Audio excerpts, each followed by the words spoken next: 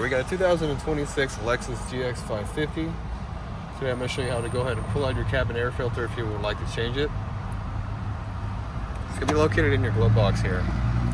We're going to need to remove this tray first, so we're going to pull up on this piece right here, and then we're going to pull it out, okay?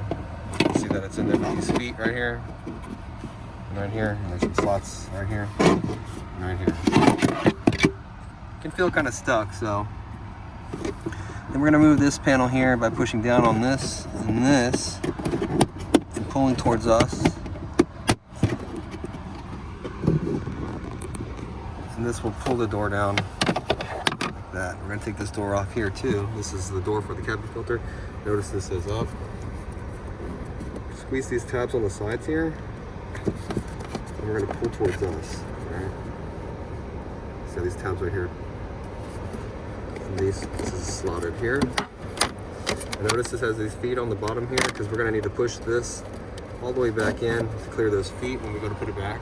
Pull this out right here. This one has a pretty new filter, so we're not going to change it today. I won't recommend it to my customer at all. But you just go ahead and pull the filter out of the retainer. Now on these filters, this is a factory filter. It's labeled up here. That's how you know it's a factory filter from the way this looks. Factory part number. With an aftermarket filter, they usually say airflow on them, and the airflow direction is always going to be pointed down, okay? If you need an air filter, I'll have a link down in the description box and in the comment box where you get a premium filter there. Get it through Amazon real quick. Yeah, you just change the filter out in this little retainer here. Make sure that the airflow is facing down. Make sure you get this guy all the way back in here. We have this nice big gap right here. There's the door. That side goes in first.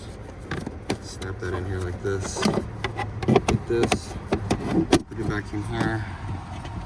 Get this tray. Set it back up in here. Line up all these holes.